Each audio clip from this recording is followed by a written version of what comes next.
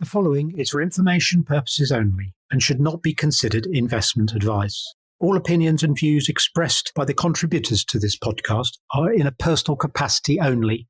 They do not represent the views of Progressive Equity Research or any other organisation mentioned in this podcast.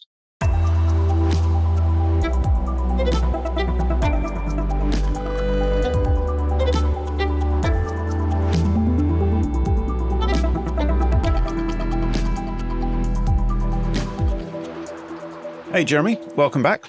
Hi, Gareth. So it's been an interesting week, quite a bit going on, a lot of UK company news. Yeah. As we sort of head through the back of the summer and heading into autumn, it's reporting season. So there's been a lot going on here. While we've been looking at UK stocks, what have you been seeing across the rest of the globe? The main event this week is the decision by the Federal Reserve to cut federal funds rate by 50 basis points, which, not surprisingly, has been received quite positively by markets. Not hugely, but as we know, bond markets have been discounting a series of rate cuts, and the Fed have now got on and started doing the job. So we're into a new phase of the global dollar-related credit cycle. That is the news, and we've got to get our heads around what actually that means. In the UK, we've had inflation data for August, and we've had news that inflation in the UK has continued to annualise at 2.2% for the second month in a row. But we don't care about inflation anymore. It's just about jobs, because that's what Jay Powell has told us. So, yeah, all eyes have been on rate cutting. And obviously in the UK, after the Fed decision, we got the, again, not totally unsurprising release that the Bank of England Monetary Policy Committee are going to pause UK rate cutting after their 25 basis point cut last month. Okay. So inflation's under control on both sides of the Atlantic and interest rates are coming down. Yeah. Great news. What could possibly go wrong? So what could possibly go wrong? Well, I would just point out the last time on September the 18th that we had a 50 basis point cut, not this week, but on September the 18th in 2007. Don't know if you remember 2007. Yeah, well, not so much 2007. I remember 2008 and 9, yeah. Yeah, well, exactly. The subsequent 15-month period after September the 18th, 2007, when, as I recall, the market got quite excited about 50 basis point cuts as well at the time. Well, the S&P halved in value in the following 15 months. Ah, yes. Obviously, this time it can and might well be different, but I think it just highlights, for me, the risks of executing what we're pretty well taking for granted here, which involves landing the US economy in what one might regard to be a soft and gentle landing. And doing any type of maneuver like this involves having faith in the pilot. And this week's move by the Fed is quite a sharp one. There was a debate whether it be 25 basis points or 50. So this is a relatively sharp move on the joystick from the pilot at the Federal Reserve. So I think the question is this a well-judged, data-driven maneuver, or the reflexive action of a man under pressure and in a bit of panic mode? Or, more cynically, a politically motivated action? Now, we don't know, but I think we're about to find out over the next few months. One man who spoke about it today is Donald Trump. And he said that as far as he's concerned, this move means the US economy is very bad, or Jay Powell is very bad because he's being very political. So I think the sub-narrative here is the interesting maneuverings and relationship between Jay Powell and Donald Trump, which could get quite spicy if Trump does win in November. Could get spicy indeed. But for now, the markets, by the sound of it, are looking through what Donald Trump's saying and saying they don't believe this 50-point cut is demonstrative of a Fed that knows more than the rest of us and is seeing a really collapsing economy. The market is saying, actually, we'll take the 50 points cut and we're happy that he will execute the soft landing.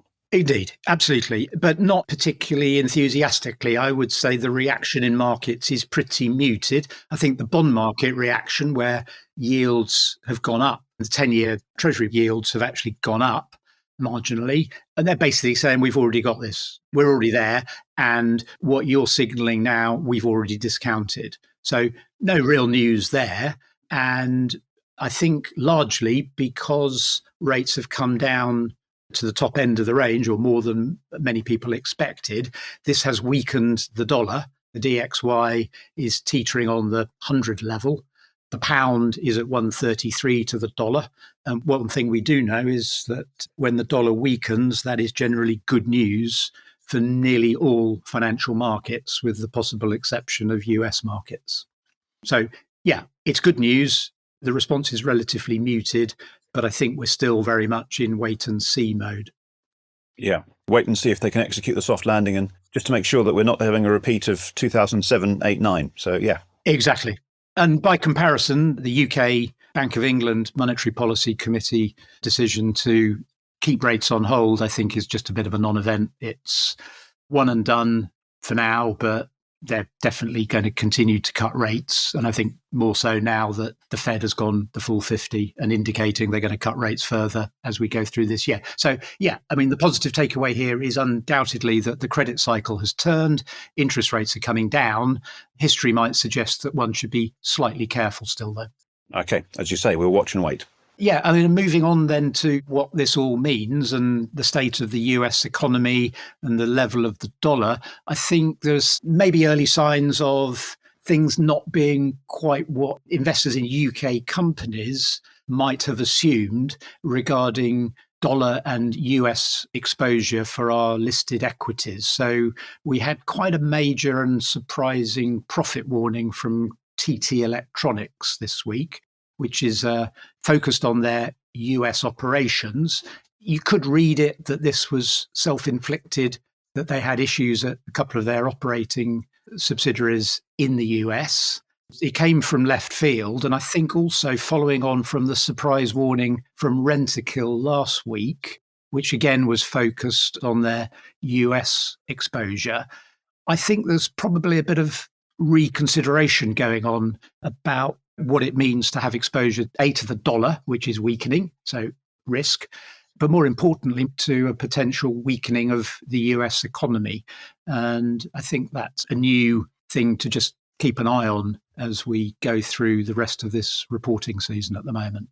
It is. I mean, it's standard investor fare that exposure to the US markets or the US economy should be a good thing and a nice growth opportunity. But as you say, if it's a difficult market and a declining currency, that's not easy to present to your UK-based pound-denominated shareholders. Absolutely. Yeah. So what have you noticed of the raft of UK updates and results from UK companies this week? Yeah, it has. It's been a very busy week. And I think generally most of that news has been in line with expectations or slightly ahead. There's been a reasonably good flow of upbeat commentary out there. From the progressive client perspective, we had 4 companies report this week. First of all, we had Springfield Properties on Tuesday, Scottish house builder. They had full year results through to May, and it was good news all round, actually. They had a strong year to May 2024. Management were talking positively about expectations for the year to May 2025, and they returned to paying the dividend. So there's quite a lot of positivity out there. Also, we've introduced forecasts for FY26 and FY27. And a lot of people, they sort of ask, what can they look for in analyst research, or, what signals are out there about management's confidence? And one thing I often say to them is, if you look at how many years the broker is forecasting ahead, that's normally quite a good sign as to how management are feeling about things or how confident they are of the medium-term future. So us adding in another couple of years into that forecast range, hopefully is saying some nice things about the way management are feeling over the next 2 or 3 years. And the property market is buoyant. Springfield seems to be doing a good job. And it's nice to see it all coming together. So some really upbeat news from Springfield there. Then we had Xaar yesterday. Xaar is a manufacturer of print heads and other sort of industrial print-related solutions. They had a good half year to June. Everything seems on track for the full year. There's lots of opportunity in a number of relatively new markets that you might not think are related to printing. In particular, they've got some exciting products in coatings for batteries that go into electric vehicles. And they've also got some work in the jewellery market where they do some wax moulding, which allows jewellers to make better or more intricate jewellery products. So a couple of slightly unusual markets that you wouldn't really associate with traditional printing. And there's lots of upside in those markets if they deliver over time. There is a bit of risk in the rest of 2024. They've got a few short-term product launches in more traditional printing markets that they need to go in the right direction to get the 2024 numbers. So there is some short-term risk around that. But long-term, there's definitely a big opportunity there. If they can land even a small number of these massive deals, could be very, very positive for the group into the long term. So interesting to watch how that pans out from Zara over the next few quarters. Then we've also had tamed, which is a Mongolian oil exploration business. They announced results today for the first half, nothing particular in the results themselves, because it's really just how much they've spent on exploration and preparing for production. But what they did announce was that they are getting ever closer to transforming their Heron field from exploration into actual production. They've got a deal with another nearby field in terms of transporting and selling the oil. They've had a short-term delay in some of the logistics or the infrastructure they need to put in place to get to production, but they've got a temporary workaround, and they're now hoping to get producing and selling oil in the month of October. So it'd be great to see tamed make that leap from a large number of exploration companies out there to a much smaller number of people that actually produce and sell oil for revenue. So it'd be great to see them make that leap. And the fourth company we had this week was DP Poland, which announced their first half revenue, a very strong set of numbers from them. Sales were up by 26% to about £26 million. They've had a really good flow of a number of new stores being opened across the year. They've got improving customer satisfaction. Their net promoter scores are going up nicely, and they are adding more new customers every month. So a number of the metrics going in the right direction, mainly because they're focusing on delivering high quality pizza very quickly. That is the model that's worked for the CEO in other geographies, especially Australia, and they are delivering that very well into the Polish market. So there's lots to go for there.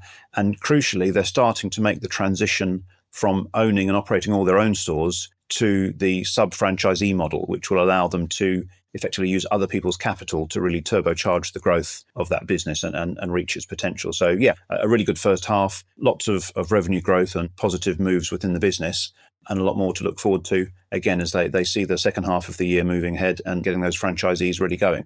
That latter point on DPP is on the ability to franchise out their existing stores and their new stores is transformational in terms of the balance sheet and the return on invested capital metrics for a company like this. And one would hope that's the turning point for this company in terms of being able to replicate this model that has done so well in different jurisdictions, including the UK, of course. Absolutely. And if you look at the numbers of Domino's stores in the various different countries across Europe, Poland is still very, very low. So there's a lot to go for if they get the model right, and they can be pushing hard to get new franchisees to help them accelerate the pace of store rollout, then they could get those numbers up very quickly, and they would still be relatively low compared to other countries. So there's a really untapped market there if they can get the same market share for Domino's in Poland that exists already in other countries. So yeah, we were watching that one as well. What have we got coming up next week? We've got later tonight the little issue of Japan's August inflation numbers, followed quickly tomorrow morning by the Bank of Japan's rate decision. Expectations on the inflation front is for a 3% rate, which is going up, and an unchanged rate for interest rates at 25 basis points. So this, I think, is an unresolved issue, although it's been put to bed for the time being because pressure has been exerted on the Bank of Japan not to raise rates in the current environment. So if we see a spike in Japanese inflation and a knee-jerk increase in Japanese rates from just 0.25% to anything higher than 0.25%, that might be taken badly by markets. That won't be great. And looking into next week, it's very quiet. The only thing I can see on the horizon is Friday's core PCE price data from the US for August, which is expected to be unchanged month on month and year on year. But as we know, we no longer care about inflation because that's yesterday's problem. We've moved on. We're over the top. We're on the way down on the credit cycle. And it's all about jobs, jobs, jobs. That's the focus. So, yeah, that's really it. Good. Great. Thanks for that. Great to catch up. And we'll chat this time next week. Yeah, look forward to it. See you then. Cheers. Brought to you by Progressive Equity.